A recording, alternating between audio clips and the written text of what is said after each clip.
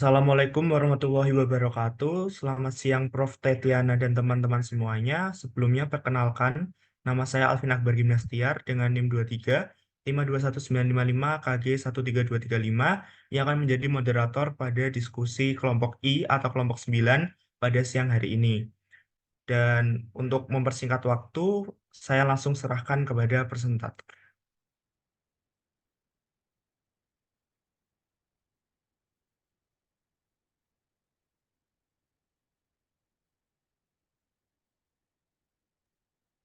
Oke, perkenalkan, nama saya Richard Adrian dengan NIM 235214 KG 13233. Di sini saya akan menjelaskan pendahuluan itu tentang epitel mukosa oral. Nah, jadi mukosa epitel oral itu terdiri dari epitel squamous, kolumnar, dan kuboidal. Yang masing-masing itu tuh punya fungsi sebagai penghalang terhadap infeksi dan penetrasi bakteri di rongga mulut kita. Terus dia itu tuh dibagi menjadi lining mucosa, masticatory mucosa, dan specialized mucosa. Itu tergantung dengan lokasinya di dalam mulut. Kalau yang lining ini biasanya yang untuk mukosa yang jarang kena proses pengunyahan, seperti mukosa bukal. Terus kalau yang masticatory ini adalah mukosa yang sering terkena pengunyahan. Ini contohnya seperti mukosa di palatal. Terus yang specialized ini adalah mukosa yang bisa ini merasa. Jadi itu ada di lidah. Dan juga fitur khasnya itu tuh warnanya cerah. Jadi umumnya ini mukosa ini warnanya tuh pink gitu, pink eh, cerah. Namun ini juga tergantung dengan ras ras manusia juga ya. Kalau misalkan dia rasnya emang kulit hitam itu mukosanya juga kadang agak ikut gelap. Terus di mukosa itu tidak ada kelenjar keringat dan tidak ada rambut. Serta perubahan warnanya yang terjadi itu sesuai dengan kondisi klinisnya. Dan yang terakhir itu fitur topografisnya seperti papila pada lidah dan ridge itu dapat diamati pada pemeriksaan klinis. Ya, mukosa yang sehat itu tuh papilnya sama ridge-nya itu dapat kelihatan pada pemeriksaan klinis. Next.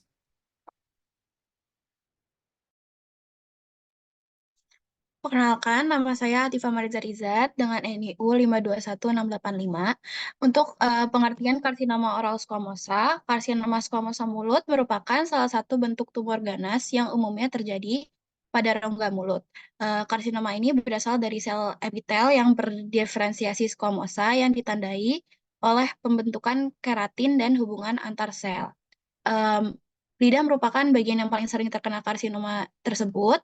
Lalu ada beberapa jenis karsinoma sel squamous mulut, yaitu konvensional, basaloid, spindle cell, verrucous, papiler, mucoepidermoid, adenosquamous, akantholitik, dan kuniculatum. Untuk penanganan sendiri dapat dilakukan operasi, kemoterapi, dan radioterapi. Selanjutnya, oral exfoliative cytology merupakan studi dan interpretasi karakteristik sel mukosa mulut yang terkelupas baik secara alami maupun buatan. Morfologi sel epitel akan diamati di bawah mikroskop setelah sel dikumpulkan, fiksasi, dan diwarnai. Hal ini dapat digunakan untuk diagnosis metodologi prediktif dan identifikasi karsinoma sel squamosa mulut. Sel itu sendiri diperoleh dari rongga mulut secara non-invasif menggunakan cytobrush untuk mendapatkan spesimen air liur dan dengan lembut menggali hingga ke beberapa sel basal ini. Kehadiran sel basal ini penting untuk pengumpulan dan analisis RNA dan untuk akurasi diagnostik. Sitologi eksfoliatif itu dapat mendeteksi perubahan keganasan dengan menentukan luas nukleus dan sitoplasma pada apusan Papa Nicolau. Selanjutnya, bisa dilanjut. Selanjutnya, pewarnaan yang digunakan dalam sitologi eksfoliatif itu adalah pewarnaan Papa Nicolau, yang biasa dikenal juga sebagai pewarnaan PAP atau PAP stain. Nah, PAP stain ini merupakan metode pewarnaan polikromatik yang digunakan dalam sitologi untuk diferensiasi sel pada sediaan apusan. Nah, ini sering digunakan terutama dalam screening kanker serviks. Metode pewarnaan pap stain ini dikembangkan oleh George Papanicolaou pada tahun 1942 dan metode ini melibatkan pewarnaan seperti orange G6 dan eosin biru yang dimodifikasi. Nah, prosedur dalam pewarnaan ini meliputi fiksasi, hematoksilin, pewarnaan orange G6, dan pewarnaan eosin, yang semua prosedurnya ini sangat penting untuk mendapatkan pewarnaan kromatin nuklir dan pewarnaan sitoplasma dengan baik. Nah, pewarnaan ini menghasilkan sel transparan dengan pewarnaan nukleus dan sitoplasma yang berbeda. Yang ini sangat penting untuk diagnosis. Nah, diagnosisnya ini sering digunakan untuk kanker serviks yang biasa kita lebih kenal dengan pap smear. Nah, pewarnaan pap ini juga membantu ahli patologi dalam mendiagnosis kondisi dengan cara mewarnai komponen sel secara berbeda. Selanjutnya.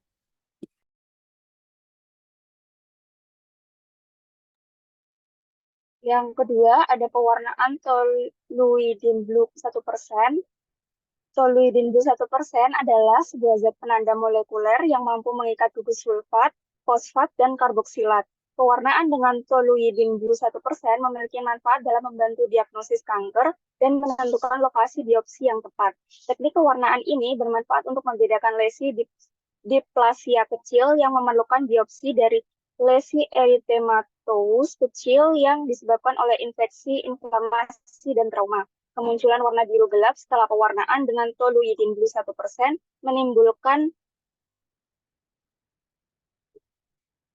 kecurigaan yang kuat bahwa lesi tersebut bersifat prakanker atau kanker.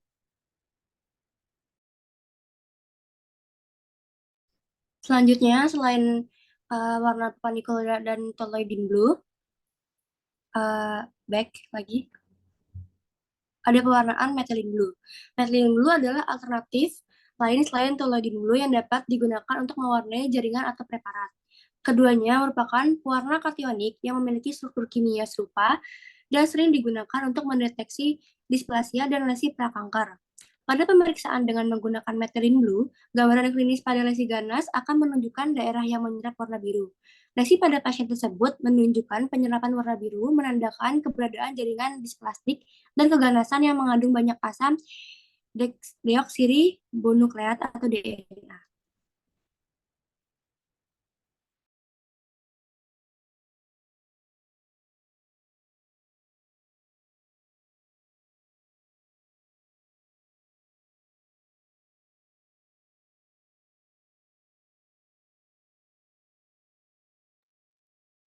Kebanyakan dari oral squamous carcinoma cell berkembang pada sel prakanker yang mengandung keratin.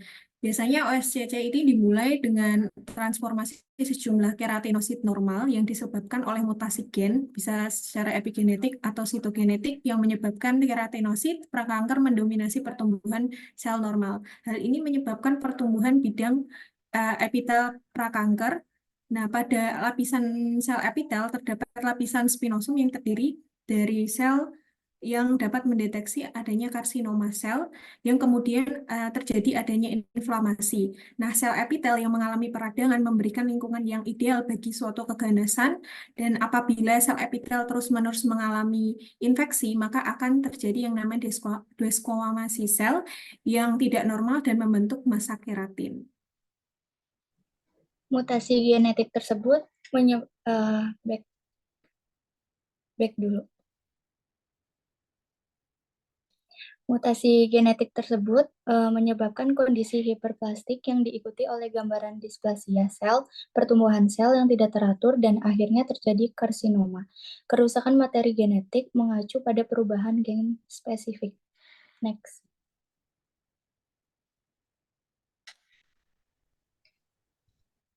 Nah, selanjutnya bagaimana gambaran hasil pemeriksaan dengan metode oral exfoliative cytology dengan Papanicolaou staining. Jadi, gambaran hasil pemeriksaan pada epitel mukosa oral penderita karsinoma oral squamosa apabila dibandingkan dengan epitel mukosa oral normal, itu terdapat perbedaan pada ukuran nukleus dan ukuran sitoplasma selnya. Epitel mukosa oral penderita karsinoma oral mukosa adalah squamosa yang memiliki bentuk variatif atau pignotik. Ukuran nukleus pada epitel mukosa oral penderita karsinoma oral squamosa akan lebih besar apabila dibandingkan epitel mukosa oral yang normal. Peningkatan ukuran nukleus ini dapat diakibatkan karena adanya peningkatan kandungan nukleus untuk replikasi.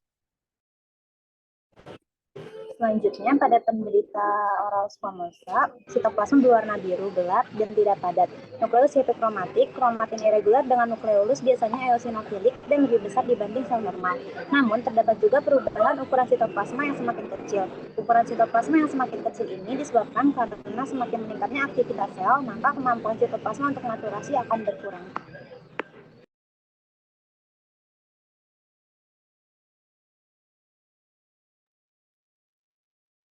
Dari materi-materi yang sudah kami paparkan, dapat disimpulkan bahwa karsinoma oral squamosa menyebabkan pembentukan bidang epitel prakanker pada epitel mukosa oral.